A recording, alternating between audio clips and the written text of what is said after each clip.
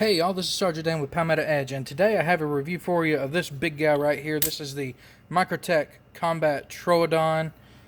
So let me get you, a close-up on this one. So as you can see, it's double edge. Shut my mouth. Give you a nice, quiet, peaceful. We're going to start doing ASMR close-ups of the knives. Oh yeah, look at that sharp edge there.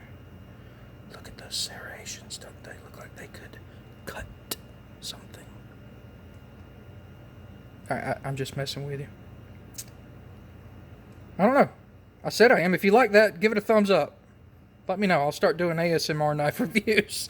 Oh, there's the glass breaker on the end. Here it is on this side. Here it is on this side. And from that side. So, size comparisons on this guy right here. Size comparisons are going to be up against a Spyderco Paramilitary 2, a Benchmade Bug Out.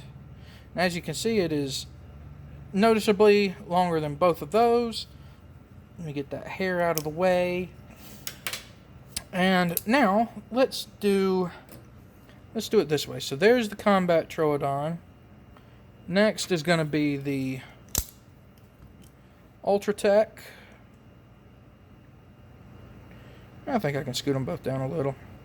There's going to be the Ultratech. Here's going to be the UTX 85. And here's going to be the UTX 70. So there you go. As you can see, that Combat Troodon is, bigger. As it's supposed to be. Bigger than all of these. One more size comparison. I don't usually do size comparisons like this, but I've got plenty of good Microtechs to compare its size to. And next is going to be another big Microtech. That's going to be the SOCOM Elite. And as you can see, very, very comparable in length on both of these. Heck, even almost handle, what am I trying to say? The real estate that the handle takes up, okay, is about the same on both of these. Definitely different blade style, blade shape, all that stuff, but very comparable in size to the SOCOM Elite. And so, with that being said, let's get into specifications on this big lug here. So, overall length on this one is 9.5 inches with a 3.8 inch blade length. It is, as you can see right here, CTS 204P steel, which, if you're unfamiliar with that, is American-made Bowler M390. So it's a great steel. I shouldn't have said that because that's a review, but great steel. Aluminum handles, high-grade aluminum. What is it, 6065 T6 aluminum, so really good aluminum. Great steel pocket clip here. It's deep carry, so when it's in your pocket, the only thing sticking up is that glass breaker there. It is an automatic out the front knife, double action. So in case you're unaware, double action means you push the button, the blade goes out, pull it back, blade comes back in, okay? Before you purchase a knife like this, disclaimer, make sure you know your knife laws, okay? I think it's ridiculous that knives like this are illegal anywhere, but unfortunately they are. So know your knife laws so you don't get in trouble for carrying something like this around. Let's see, what else? Made in the USA, more specifically up in North Carolina, the state just north of where I am. So USA made. The version I have here is the double edge dagger with the full serrations on one side and the plain edge on the other. These things come in all kinds of color options, all kinds of blade options. If you don't like this one, I'm sure they make one that you do, okay? So, let's see. What else? It's actually not. It's actually not too heavy for the size knife that you're getting here. I don't usually do weight, but some people that matters a whole lot. It doesn't to me. 5.8 ounces. 5.8 ounces on this one. Yeah, that definitely goes against the 1 ounce per blade inch ratio that some people like to follow, okay? But I typically don't care personally about blade weight or knife weight. There's people that do, so that was for you, since I know this one's bigger and kind of a little heavier. Although, like I said, not like super heavy. It uses Microtech's proprietary hardware, okay? So, you know, if you want to take it apart, you either have to get your own hardware or make your own, or your own bits, or make your own, or something like that. Although I would recommend, if you're having issues with an OTF, just send it back to the company. If you're having issues with one, just send it back to Microtech. They will take care of you. What else? I guess that's it as far as specifications go. So let's get into review. Can you tell I actually carry it? Can you tell from the blade here and scuff marks and stains and all on it that I actually use it? That's because I do. I do actually carry it. I do actually use it. This knife is in my pocket almost 100% of the time. Maybe not so much when I'm at home. Matter of fact, I like this one so much that I bought this one. Okay? That's what I bought this one for. I bought this one to carry when I'm at home, and this one to carry when I'm at work or out and about. And that's the case with this one. 100% of the time when I'm on duty at work, this is in my pocket. And pretty much, I can't think of a time since I've gotten it where when I've not been at home, it hasn't been in my pocket. Okay? So, I love this knife, guys. Now, there are people out there, maybe even some of you watching this video, that I will never be able to convince that Microtech is quality stuff, that I will never be able to convince that OTFs are good knives and strong and sturdy and make good EDC knives. You know, you're just, I don't know. There's people that will never listen to that and never be able to be convinced of that. And I kind of feel sorry for you, because you're missing out on a good knife, a good world of knives, for that matter. I absolutely love OTFs. I love this one particularly. I love Microtech. Their stuff is great. Never had an issue. Never had an issue with their customer service. Not that I've had multiple run-ins with their customer service, okay, but the couple of times that I have had to use their customer service, never once had an issue with it. So, yeah. But as far as this knife itself goes, it's great. I love it, guys. Very snappy action. I mean, it's an OTF, right? So, I mean, it's got to be. But it feels great in hand. I do. You know, you see the tip of that pocket clip there sticking up. I do feel that, okay? It doesn't stick up enough or gouge me in the wrong spot for me to be able to call it like a hot spot, but I can feel it's there. But as far as the ribbing and jimping and all that stuff, it's all in the right places, so I can get a good handle on this knife. I don't worry about it going anywhere when it's in hand and I'm using it. The action on it is strong, okay? There's people that worry about automatic knives going off in your pocket. Let me tell you, if this knife or any other OTF, double action OTF that is, go off in your pocket, you're not doing something right. Or the knife has experienced some kind of catastrophic malfunction. One of the two, because this is a strong spring. This is a strong spring in here to have to push, and you see you have to push and then push some more. Actually, that went pretty smooth. You have to push, and then it starts giving you more resistance there, and then you have to push more and Boom, there we go. And the same thing with pulling it back, okay? There's people that worry about these opening up in your pocket, and that worry is unjustified if you ask me. Unless the knife suffers some kind of catastrophic malfunction. Another thing that I want to point out with this knife that I actually watched several reviews of this knife before I bought it myself, and one thing that nobody ever pointed out, they always hold it like this and show you this side and all that kind of stuff, but nobody ever points out the shape of the handle in this dimension. So if you can see, the knife starts thin, or the handle starts thin up here, and it has this swell in the middle before it goes back down thinner, okay? Let's see, let me try and get you see that? Hold on. There. Now can you see that a little better? How it starts out sort of thin. Well, I say thin, but starts out a certain width, swells in the middle, swells, and then comes back down. That makes it that much greater to hold in hand, to stay in your hand when you're using it. Absolutely love that about it. It's something, like I said, that hardly anybody, actually nobody I saw pointed out, but it's still a feature nonetheless.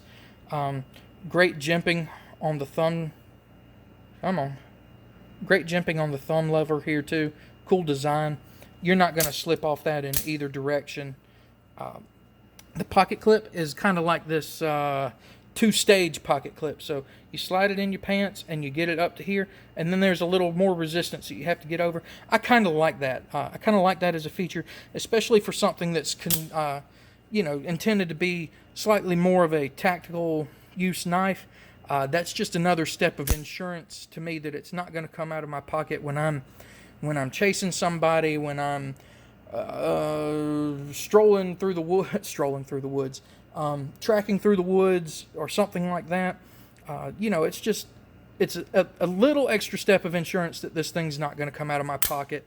I personally chose the double-edged dagger with the serrations because, in my line of work, I used to not like knives with serrations, but I've come to appreciate what they can do for me. So as opposed to having a single edge with serrations on it, I decided, well, I want, a whole side of straight edge and a whole side of serrations. So that's what I got. But these things come in drop point. They come in tanto. They come in. I can't remember if the Combat Troodons come in bayonet or not, but there's a lot of Microtech's OTFs that do come in bayonet. They come in, a standard dagger with, straight edge on both sides. They come in them where they've got the combo edge, just a little bit of serrations on both sides.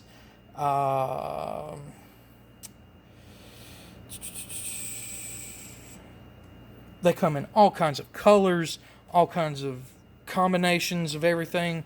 So I'm sure they will have one that you will like if you don't like this one. Matter of fact, I had to do a little shopping around to find this one, and thank goodness finally did, because this was what I was looking for, and finally found it and love it. I'm getting long-winded with this one, guys, but there's just so much about this knife that I love, and like I said, it has become a staple part of my everyday carry. Only 100% of the time when I'm on duty. Like I said, 100% of the time when I'm off duty, but like out on the town or out and about when I'm not at home, this is in my pocket 100% of the time. Man, what complaints do I have about it? Me personally, all right, what complaints do I have about it?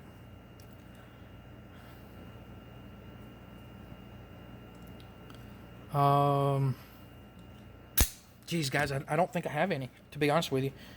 Personally, I don't think I have any complaints about it.